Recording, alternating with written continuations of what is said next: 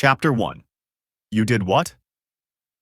Elias Crow woke up to silk sheets, ocean skies, and a diamond collar digging lightly into his neck. He blinked, then blinked again. This was not his apartment, or a hotel room, or anything remotely normal. There was soft jazz playing, the scent of fresh coffee. And, "Good morning," came a calm, ice-smooth voice. Elias jerked upright, the blanket slipping down his bare chest. Across from him, seated in a leather chair like a goddamn king in a boardroom, was him, Magnus Thornhart, cold-hearted CEO, billionaire of nightmares, walking scandal magnet. And the man Elias had definitely only meant to hook up with last night. "Where the hell am I?" Elias demanded, looking around. White leather, polished mahogany, gentle turbulence. "Is this a plane?" "A jet," Magnus corrected softly, standing with a faint smile. "Mine." Elias gaped at him, then noticed what Magnus was holding.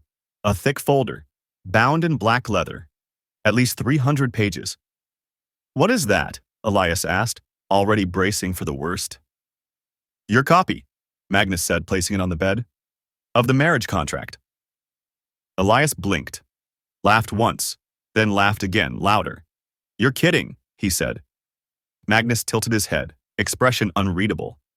"I made it before our date, just in case." "You what?" Elias yanked the blanket tighter around himself. "We hooked up once. One night, you were drunk." "I was perfectly sober," Magnus said calmly. "You were enthusiastic." Elias groaned and threw a pillow at him. Magnus caught it with one hand. "This is insane," Elias snapped. "You can't just wake up next to someone and decide they're your spouse." Magnus's tone was dangerously gentle. "You kissed me like you already were." Heat rushed to Elias's face. Damn it, that had been good, too good. "Still, this is illegal. I never signed." "You did." Magnus gestured to the file. "Page 72. You initialed every clause. Very messy signature, but we had it notarized." "I was drunk," Elias screeched. "You also added a post-it note on page 105. It says, 'Make sure he wears only cashmere.'"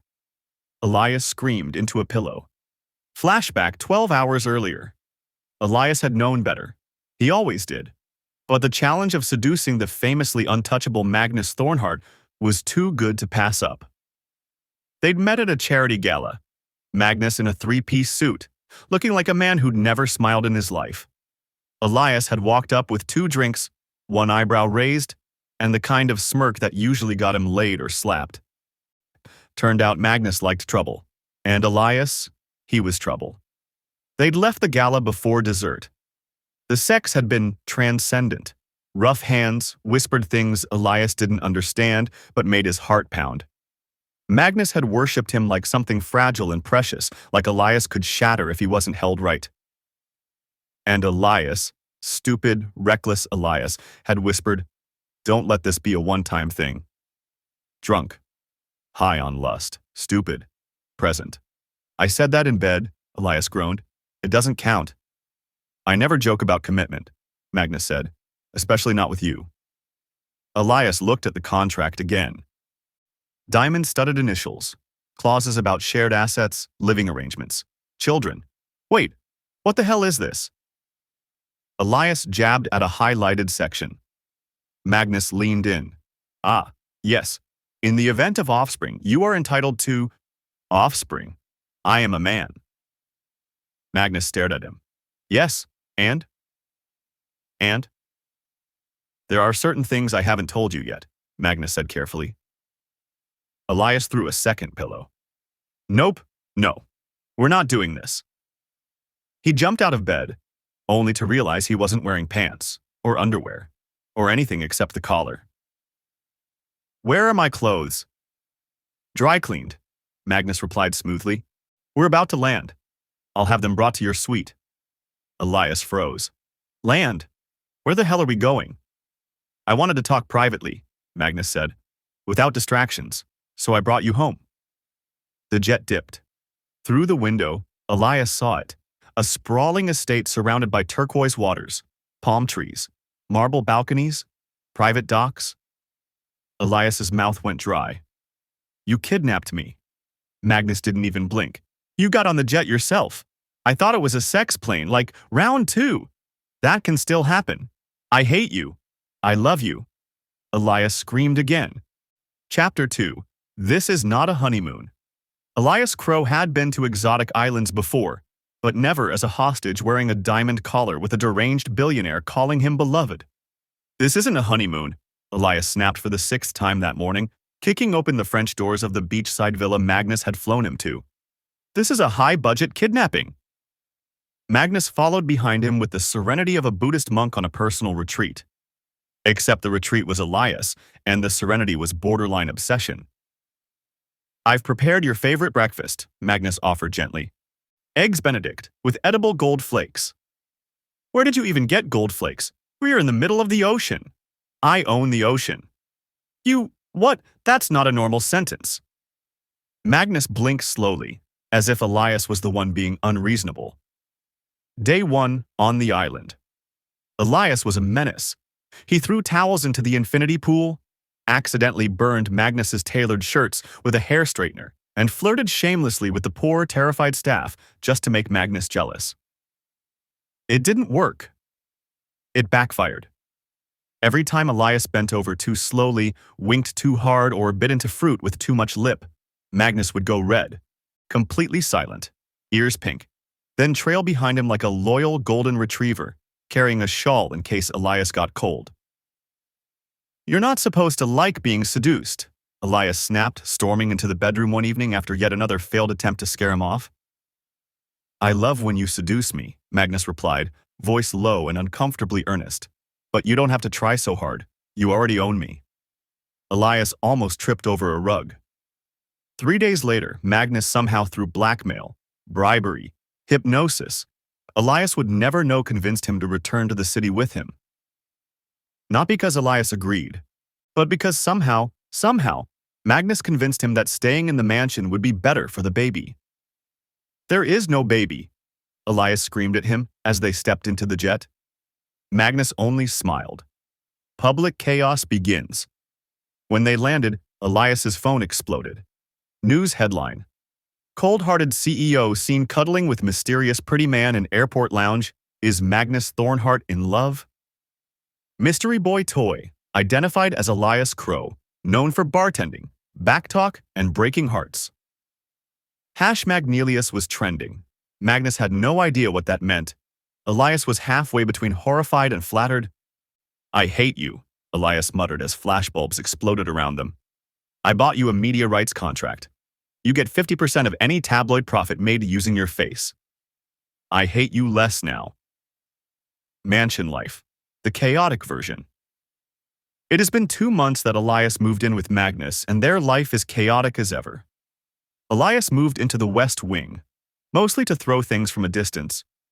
Magnus responded to tantrums with imported chocolates and blank checks. One morning, Magnus found Elias in the kitchen at 2 a.m., dipping olives into peanut butter and growling at a bag of gluten-free bread. Is that dinner? Magnus asked cautiously. I don't know, but if you say one word I will stab you with a spoon. Magnus tilted his head. You're glowing. Elias scowled. I'm sweaty. You're radiant. I'm homicidal. You're the most beautiful creature I've ever seen. Elias threw the spoon at his head.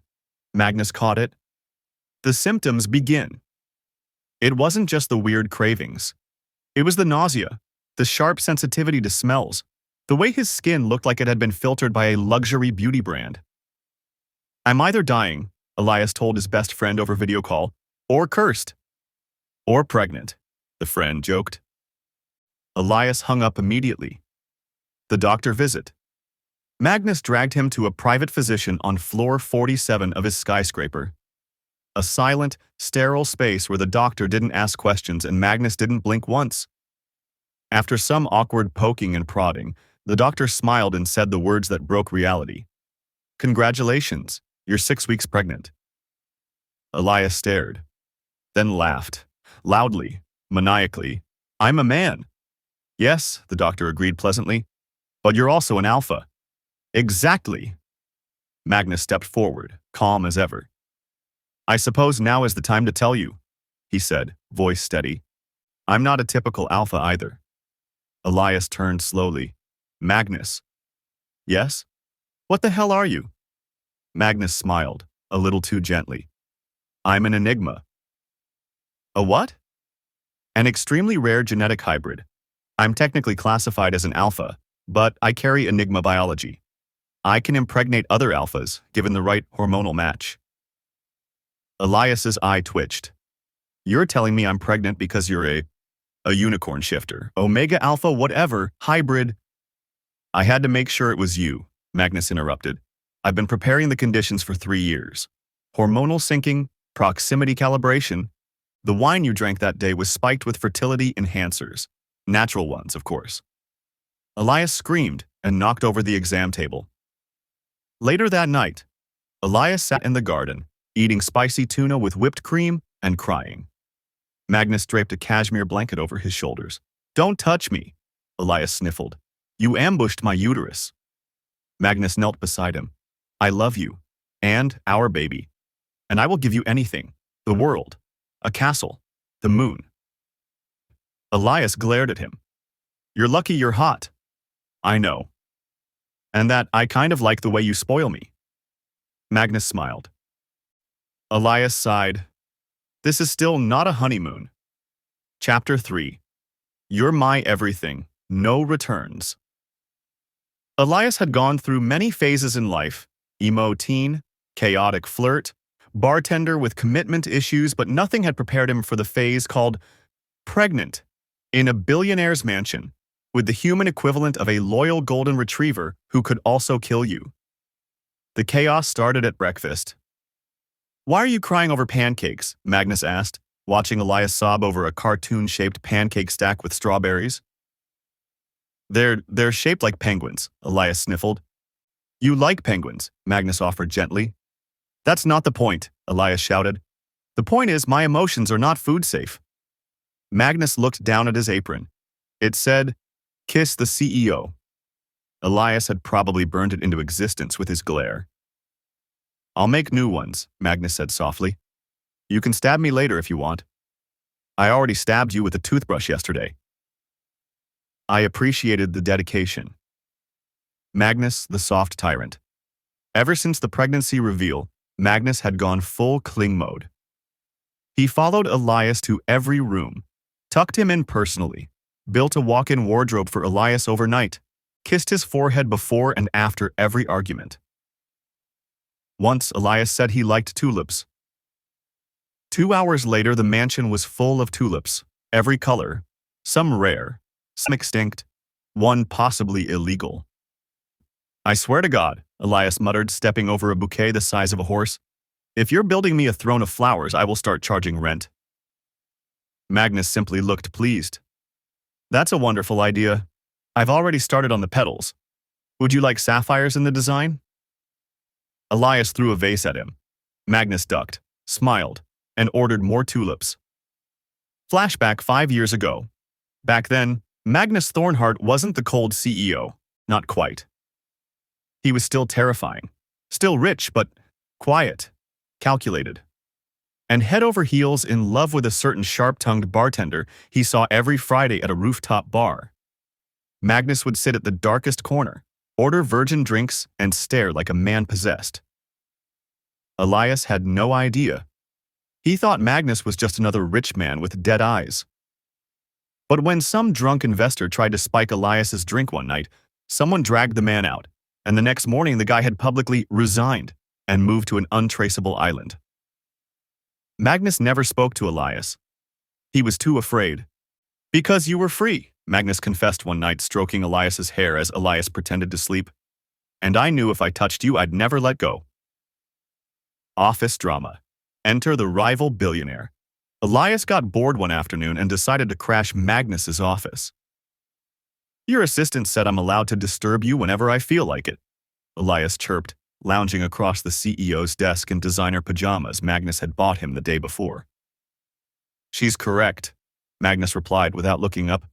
You're allowed to do anything. Always. Elias stuck a sticker on his tie. Even burn down your company. Would you like the matches alphabetically arranged or color-coded? Before Elias could tease further, the elevator doors opened. Enter Adrian Vale, billionaire, oil heir, public menace, and according to tabloid rumors, a man who liked pretty things with sharp tongues. Well, well, Adrian drawled, eyes raking Elias with interest. Didn't know Thornhart had taste. Elias blinked. Didn't know cockroaches could wear suits. Adrian grinned. Feisty. And then, the temperature dropped. Magnus looked up slowly. A beat passed. Then his voice, low, cold, lethal, sliced through the room. Adrian. Magnus. Adrian smirked. Didn't know you kept pets. The glass in Magnus's hand cracked. Elias blinked. The entire room felt colder. Magnus stood, walked over to Adrian with terrifying calm, and smiled the kind of smile wolves give before tearing out a throat. I've let you breathe too long, Magnus said, still smiling. One more word, and I'll buy your company, fire your staff, and gift wrap your entire stock portfolio to your least favorite ex. Adrian paled. Leave, Magnus added, voice like ice. Before I ruin your bloodline. Adrian fled. Later, Elias panics. That was hot. I mean horrifying. I mean, are you okay? Elias babbled as Magnus calmly poured him tea, pretending the death threat hadn't happened. I'm fine, Magnus said, placing a honey jar beside him. You didn't eat breakfast. Try this. It's imported. You went full mafia dom on a man because he looked at me too long. Yes, Magnus said without shame. You're mine. Elias blinked. I'm not a thing, Magnus. No, you're everything. Magnus leaned in, eyes soft and voice dangerous. And I don't return things that are mine. Elias's heart did a weird thing. Then he kicked Magnus in the shin. That night, Elias curled up in bed, Magnus beside him, reading a book titled Love Languages for Deranged Billionaires. I'm not your everything, Elias muttered. You are, Magnus whispered, and I'm yours. Says who? Says this. Magnus gently placed a hand on Elias's still flat belly. It's proof you didn't run away. Elias scoffed. I didn't have a choice. Magnus turned off the light. Now you do, and you're still here. Silence. Go to sleep, Elias muttered. Magnus smiled in the dark. Good night, love. Elias didn't say it back. But he didn't kick him out either. Chapter 4. I'm not in love. I'm just shut up. By month 4, Elias Crow had lost control of his life. And his waistline. You look like a snack, Magnus whispered one morning, eyes soft as he gazed at Elias wrapped in silken pajamas, glaring at a mirror. I look like a bloated squirrel. You look radiant. I look like I swallowed the moon. Magnus knelt beside him, kissed his belly. That's because you're carrying my universe. You're not allowed to say things like that while I'm trying to hate you. Paparazzi panic. It started with a blurry photo. Elias exiting Magnus's mansion in fuzzy bunny slippers and holding an ultra-expensive limited edition maternity drink. Then, the zoom-in shot of Magnus carrying Elias's designer diaper bag. Then Elias yelling at Magnus in the parking lot while Magnus held an umbrella over him with puppy eyes. And then, the bump reveal. Paparazzi went feral. #alpha pregnancy #billionaire. Baby drama #Elias Crow is pregnant trended worldwide in 15 minutes. Magnus, of course, released an official press statement. He is mine. He is safe. The child is ours. Touch him and you will regret it. Magnus Thornhart. Attached. A picture of Elias smirking while flipping off the camera with a diamond-studded ring. The bump boss era. By month 6, Elias was glowing, literally. His skin sparkled, his sass sharpened, and he wielded the baby bump like a weapon. Why are there 2 gold spoons in my yogurt? He barked one morning. I thought you might like to pick, Magnus offered gently. I want 3. You'll have 10. Elias had full control of Magnus's black card, staff, jet schedules, and possibly world peace.